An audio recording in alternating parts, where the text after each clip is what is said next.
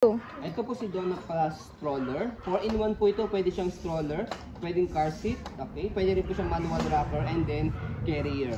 Okay, so aircraft approved po ito. Ayan. And then light views lang po ito, napakaganda po nito. And then yung colorway po niya is royal blue. Okay? So ito po yung details po niya isa-isa. Unahin natin sa canopy. Ayan yung canopy niya. Walang faded, walang discoloration. Okay? So already washed na po ito. Ready to use na po siya. Okay. Okay, so regarding naman po sa insert pad niya o sa newborn pad niya. Okay, ito sa head.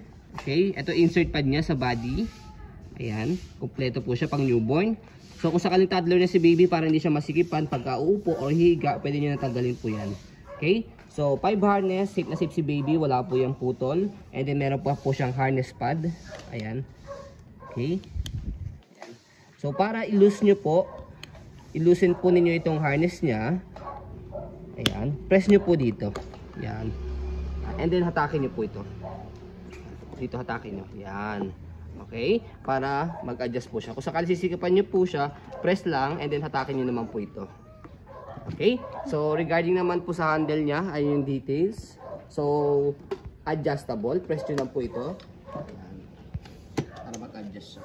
So, aluminum po yung body frame po, ay yung handle po niya. Okay? So, ito po yung body frame sa right side. Wait. Yan yung po yung complete details. So, kung sakaling i-install nyo po sa car po niya, meron po ditong sticker na nakalagay. So, madali lang po siya. Using seat belt. Ayan. Okay, so gulong sa likod, okay na okay. Close to light yung condition, hindi siya pudpod. Ayan. Alos hindi siya nagamit. Yan. So ito yung stopper natin, baba lang natin, kulay pula. Yan, naka-stop siya. Sa kabila, pag pinress nyo po yan, aangat tong kulay pula, mag-go siya. Okay? So body frame sa harapan. Okay? And then body frame sa likuran, pati yung gulong, okay na okay din po. Yan. So yan, kabilang side na body frame.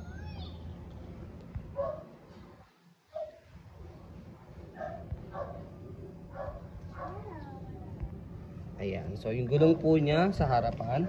Ayan yung gulong, okay na okay din po. Actually, like new condition po yung gulong nito eh. Ayan, so may expiration po yung mga car seat. To give you an idea lang po, ang car seat expiration po nito, yan, pakita po namin sa inyo, is 2026. Ayan. Tanggalin mo to. Ay, so, yan. Ito, 2026. Okay? So, matagal nyo pa po siya magagamit. So ba? 2026. Ito, 2026. August 2026. Okay? So, yan. Matagal nyo pa po siya magagamit. Okay? Kasi bago lang po ito.